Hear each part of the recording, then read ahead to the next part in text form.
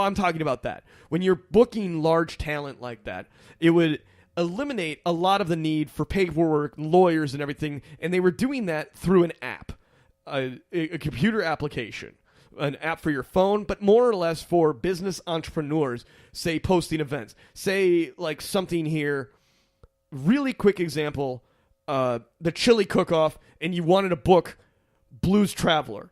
Yeah. All the event coordinator would have to do, it would also show the artist's demands, cost, and everything up front. So it was a convenience service in a market where there wasn't any kind of convenience. Okay, so it's a good idea, and the app was sound in its concept, like communism. It sounds good and it sounds great on paper, but honestly, it fucks up. If the shit that follows this doesn't exist, if they just went with the app and just kept it the way it was as the original app, money. This dude would be set for fucking life. Easily, some other web developer would come in, swoop up, buy the product, and sell it, and use it at because the same copyright doesn't always exist for just American artists. You would have to sell that product to everyone who wants to use it. So he's selling a program like you would buy Adobe Photoshop or Pro Tools or anything like that. That's what this is. It's a subscription service. All right. But, say, different countries, the guy would have been fucking made for life. But guess what happens to rich, stupid fucking people? They always get fucking drugged out and do some stupid shit. Yes, but they always want one more thing. Because greed more money, cannot more power. be stopped. And this gentleman named Billy, who I will find the full name, kind of explaining that the app was essentially a perfect thing if they would have left it alone. Yeah. So, but greed pushed this guy to try and do something, make it bigger than what it was. What he did is he was announcing that he was going to do a luxury music festival. Luxury music festival. Luxury music festival. And here's how they did it. And it was done so perfectly. The one thing that Billy did do really, really well is he managed to perfection advertise this whole event. And the story, as I said, gets more outrageous. Are you ready, sir? All right. Billy's grand idea was to do this music festival, so he partnered with a man named Ja Rule, which I'm sure you know. Yeah. The reason he partnered with Ja Rule was this. I'm probably saying it so dumb. Ja Rule. Ja Rule. Ja Rule. So he paired with Ja Rule to be the music side of this endeavor with this app. So what that would do is Ja Rule would then be the correspondence to the music and be able to rope the first few customers in to use this product. Say the music artist would sign up, and per month it would be a subscription for the artist to be on this app and have their information listed. Okay, so Billy gets ambitious and says, I want to do a music festival, but not just any kind of music festival, a luxury music festival. So what he did is he started looking and shopping for property down in the Bahamas. Now, in hindsight, this seems like a perfect fucking idea. So what he does is he buys this, he puts down a down payment on an island called Norman's Cay. And what this used to be in the early 90s, late 80s, early 90s, was Pablo Escobar's drug drop-off location before it came to the States. What the hell? I know. This is so crazy. And so what they started doing is they hired an extremely high-end production team. We're talking 4K cameras. And the next thing that they did is they started shooting just B-roll all the time around Ja Rule, Billy McFarland, and the other people around him, showing how much and how fun this is going to be. So, with Billy making a $1 million down payment on the island to be paid off eventually, is when you buy the island, the guy was asking for, $8 million or something like that. $8 million. Holy shit, man. Yeah, but $8 million for a private island is not bad. No, I mean, we're poor, so $8 million to me is like a life. Messi, the soccer player Messi, did the same thing. He bought an island, but it was Pablo Escobar's island. So what Billy thought... Oh, so much money. Yeah, so what Billy thought was this island was owned by Pablo Escobar. So I'm going to have this production, this really top 1% of video production be following me like a reality TV show, showing the party lifestyle, getting the top models, and I mean the world's top 10 models for Armani, Gucci, everything. And I'm not talking the ones you see in Cosmo, the Cosmo covers. I'm talking about the elitist fucking models, top 10 in the world. Oh, the bougie bougies. Bougie Super richy bougie. 1 billion followers kind of fucking people. Oh, wow. So he got 10 of them to jump down to the island for 2 weeks of work. And they shot B-roll of their parties and all the exciting things that they were doing while they were planning this event. So they did this all on Pablo Escobar's island. Goddamn.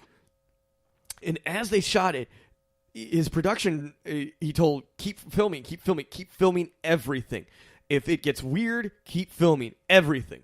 So they came out with hundreds of hours of audio, and it was perfect. Girls on the beach, photos, literally the most epic of the life that all of us would fucking dream of.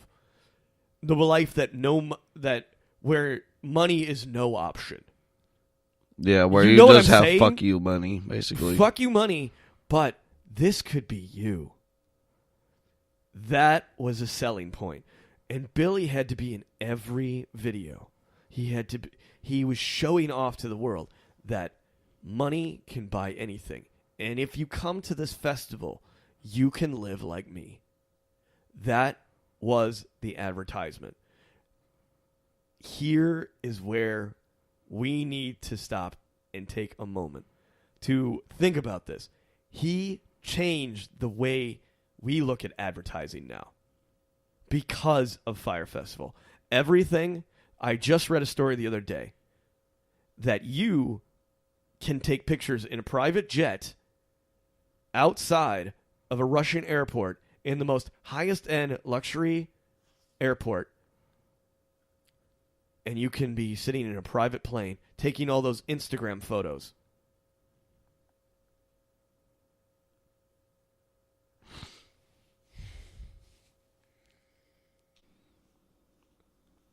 Restating for editing purposes, 6 minutes to 6:30. And basically it changed the way we were looking at advertising. If you look at the new Facebook ads, it shows people showing the good life, but it actually shows you videos of people having fun, but it's longer. Like the YouTube videos are now 3 minutes long for advertisement, and it really shows the good life, like the real high life for Gucci cologne. It's now no longer just a guy behind a green screen going, "Oh, my hand's in black." It really shows a live situation of people having fun and having a good time, and it really captures the good life. Yeah. It's not catty like in the rap videos where they're just showing they have money. It shows you could have this life if you did this. Yeah. And you had this product. Things would be better. I mean, I know that's the essential of what all advertising is, but they really encapsulated it and brought it to a higher level. Yeah, a new way of bringing out the whole scheme out of it. Setting a whole new standard, going above. Okay, so with all this footage that they had, they managed to make these great edits and video cuts for commercials and showing people on the beach. But these people weren't just random actors. You know what I mean? These are the hottest models in the world. These are the most influential, high-end video guys, the highest, the richest people that this guy knows. New York Elites, Ja Rule, the Roots were on it or something. I mean, it was a display of rich grandeur. It was, if you want these things, You gotta get to know somebody. you have to come to this festival. So before even the festival was being planned, and and in the advertisement, they said, this is Pablo Escobar's former drug transport island.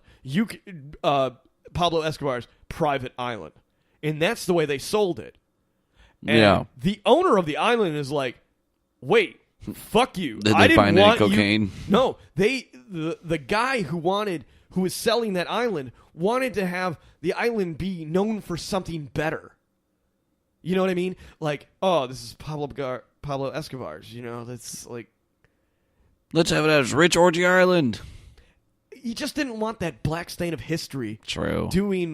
Being a part of that island's history. I mean, what its notoriety is after this Fyre Festival. Like the 2 and 2, he wanted people to forget that it was Pablo Escobar's. So he took the $1 million deposit and gave it back to Billy. Well, that's a pretty good thing. You know, in a way. You know, he wants to give people some sort of philanthropic, whatever the fuck word it is, type I got of thing. what you're saying. You I know, think they do too. Yeah, doing a charitable good. Well, the owner just didn't want to put up with that bullshit. That was philanthropic. There we go. He didn't want that shit stain to follow his island. He doesn't want that to be the memory of his island. So he gave Billy back the money, but guess what happened?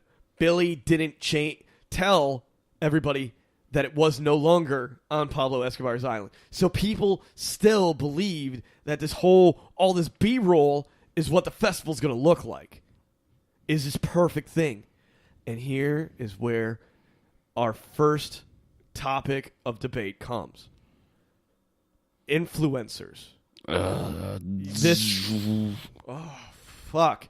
In our society, we rely so much. Those are my eye lasers, by the way. Eye lasers. Yes, we talked about the eye lasers earlier. He said influencers, and all of a sudden my eye lasers came out. I ready to chop down the subject. Why do we need elitist fucks telling us what, where, who, and how to have a better life? Why do other have their own people shit together? They live a fucking fantasy, but these people will.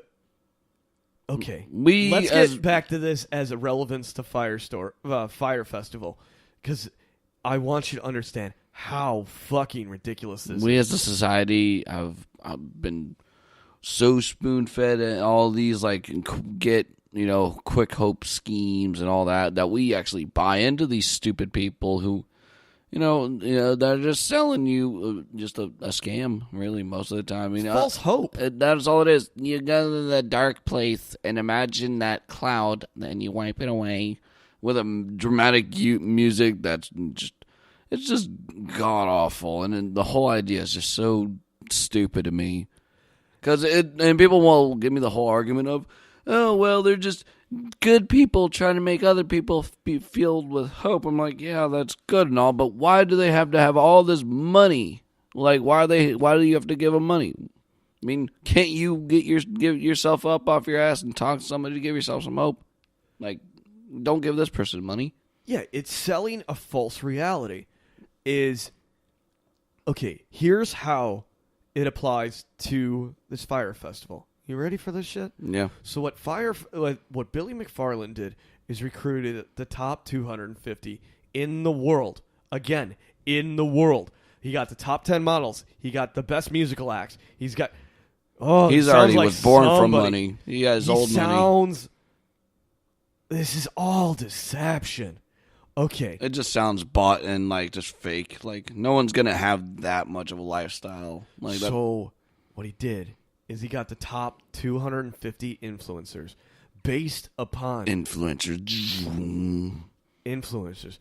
Basically, he paid them $100,000 each to put an orange tile on the internet, on whatever forum that they were the most popular in. Say if the model had 1 million